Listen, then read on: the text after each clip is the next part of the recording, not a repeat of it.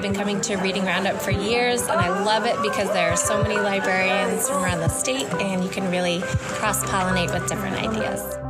I have been coming to Reading Roundup for about 10 years, and it's been my favorite conference in Maine. I absolutely love it. It's such a warm, welcoming, enthusiastic community of librarians, both public and school librarians, and teachers, and authors and illustrators too, all coming together to celebrate children's literature and connecting readers with stories and community.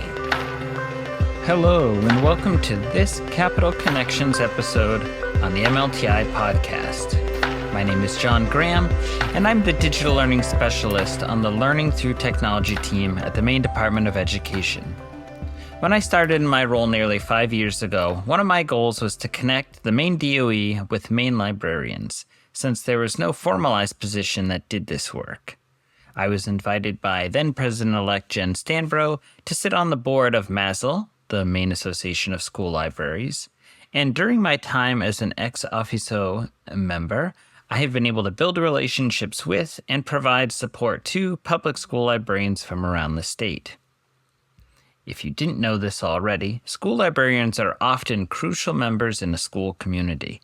Not only do they work to support teachers and students by gathering materials, well beyond books, teaching essential skills and maintaining the school's collection, but they often take on leadership roles, oversee support staff, and are frequently the innovators in their schools who, and I might be a little bit biased here, advocate for and implement new technology. All that being said, an event such as Reading Roundup that brings together hundreds of librarians from both public schools and public libraries is a genuine gathering of some of Maine's best and brightest. And whether it is your first time going or you already know dozens of the attendees, people are always warm, welcoming, and open for conversations. My name is Alexandra Hinrichs, and I am the author of The Lobster Lady, which won the Picture Book Lupin Award this year. Hi, I'm Beth Anderson. I am the pre-K through 4 librarian at Dyer School in South Portland.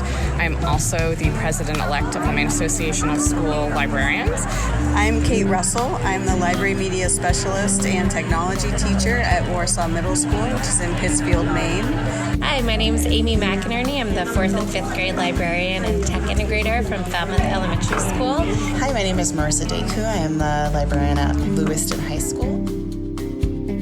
In addition to these individuals that I was able to talk to during the event, I was also able to chat with one of the key organizers when the dust had settled on the 34th annual Reading Roundup.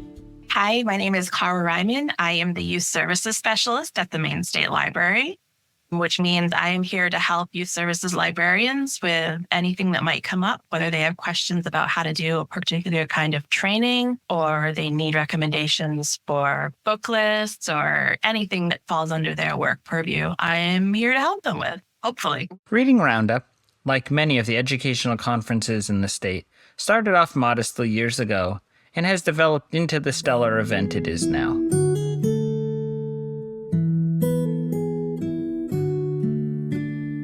Reading Roundup started back in 1990. It was hosted at the Portland Public Library, and it was really focused on talking about books and literature. Over the years, it has really transitioned to what it is now, which is an average of 400 attendees every year, and the only building in the state that can house us is the Civic Center because of the number of attendants and the number of breakout sessions that we do.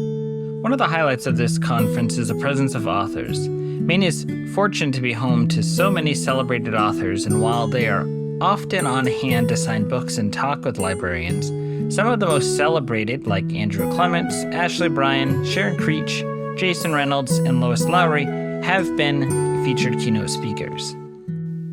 And that's usually really a great start off to the day. They get us pumped up, or this year they made some folks cry with, sentiment. Either way, you feel good leaving the auditorium afterward. And then we have 4 sessions of breakouts. This year we had 5 sessions for each slot.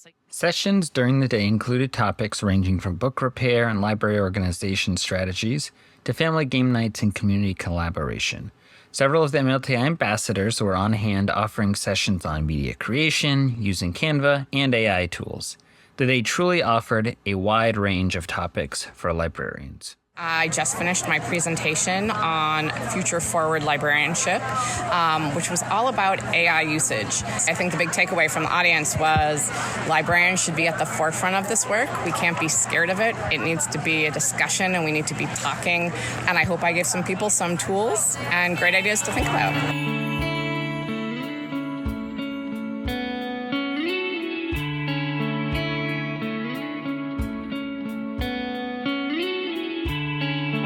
From our speakers is that it's a really good way to sort of jump into the presenting arena if that's something you're interested in, because the audience is just so friendly and supportive.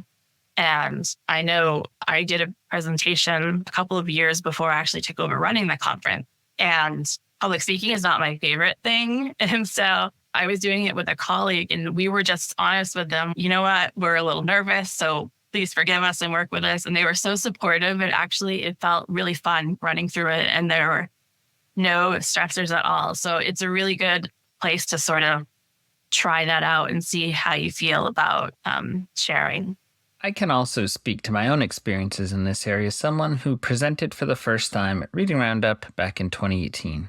A colleague of mine suggested the event and thought they would be receptive to my presentation on podcasting in the classroom.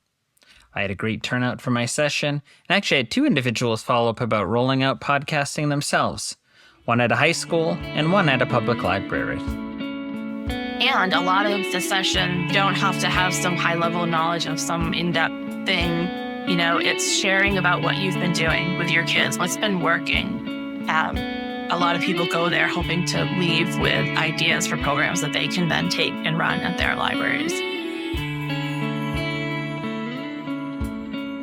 So every fall is when we start planning the next one. Again, typically we'll put out a request for proposals and we send it to our listservs or anywhere there are folks who are interested. We usually give some sort of ideas like we're leaning towards this as a theme, but we're open to presentations on anything. There are some folks who present things that weren't on our radar. And I think it's really, really useful for me, especially to see what's coming up out of the field as topic. In the past 2 years, as I've been keeping stats and we've been back in person, it's been 2/3 school librarians versus public librarians, which was surprising at first, but when you're there the day of, you can really see all of the school library involvement. And it definitely helps us focus. You know, we take those stats and think about for the next year. So we had more school librarians. Let's definitely make sure we have enough programming that's directed towards them. There's some stuff that kind of goes both ways, whether you're in a school or a library. So that's been really interesting. And especially for me, as my history is as a public librarian, all the things that they're dealing with are not the things that are on my radar. So it's really important for me to have school librarians on my planning committee that can help make sure we're getting the things that matter to them.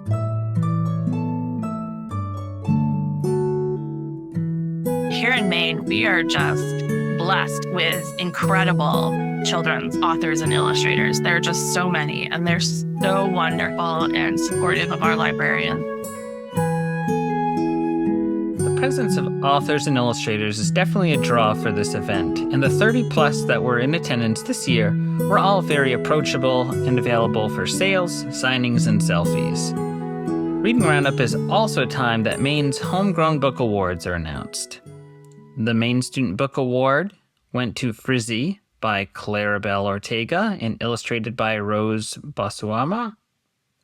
The Chickadee Award, Maine's Children's Choice Picture Book, went to One Turtle's Last Straw by Elise Boxer and Marta Alvarez Meegans. The North Star YA Award went to I Must Betray You by Ruda Sapetis. There are 4 Lubin Awards, which recognize books by Maine authors and illustrators. This year's picture book winner went to The Lobster Lady by Alexandra S.D. Hinrichs and illustrated by Jamie Hogan. The picture book honor went to Oh Chickadee by Jennifer Richard Jacobson and also illustrated by Jamie Hogan. Hoops by Matt Tavares is recognized as the YA winner. And lastly, the chapter book honor went to Lois Lowry for The Wind Bee Puzzle. The Katahdin Award is a Lifetime Achievement Award given to a Maine author or illustrator, and this year's winner was Lynn Plord, who has written over 40 children's books, including Pigs in the Mud, In the Middle of the Rud, Wild Child, Moose of Course, At Once in a Place Called Maine, and Maxie's Secrets.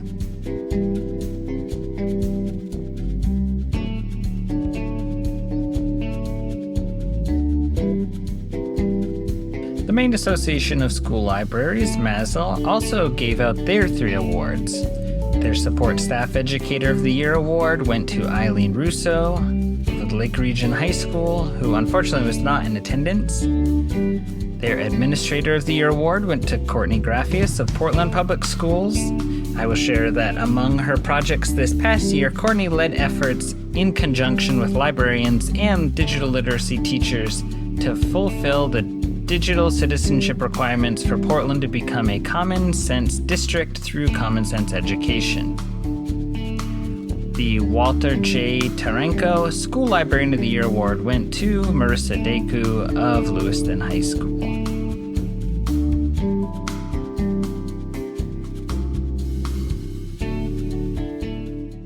So for this year, we were all set to go. It was our second year back in person. The year before, we had this incredible speaker, Jason Reynolds, who is just so popular that we had teachers and all kinds of people coming because they just wanted to sit in a room and soak up Jason's wisdom. But as our first year back and there were like 500 people, things go wrong in a conference of that size and things that we hadn't thought of, because we'd been doing virtual and things like that. And so this year we were really looking forward to tightening things up, making the changes to make things go more smoothly.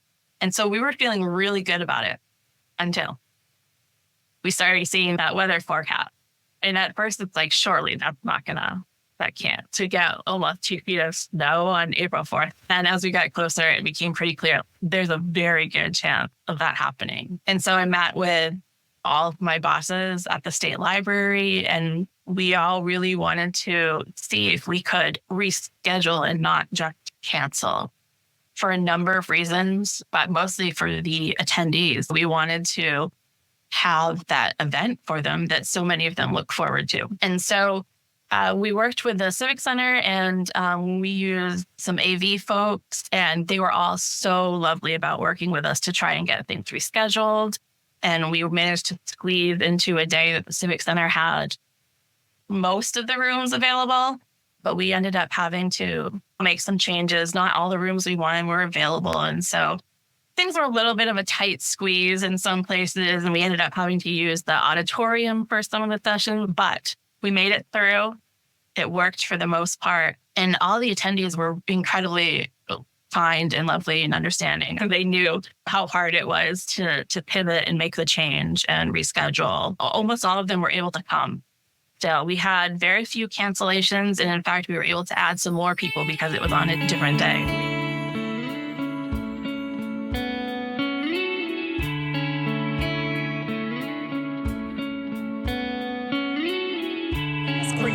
And I'm the Technology Integration Coordinator for Portland Public Schools. Reading Roundup has been a great learning experience, and it's my first time here. Glad to have a group of librarians to be able to join. Coming to a conference like this allows for connection and collaboration in learning from one another. This is my first Reading Roundup, and I'm enjoying meeting librarians from around the state and learning a lot about AI and how we might use it in our middle school or use it myself for lesson planning.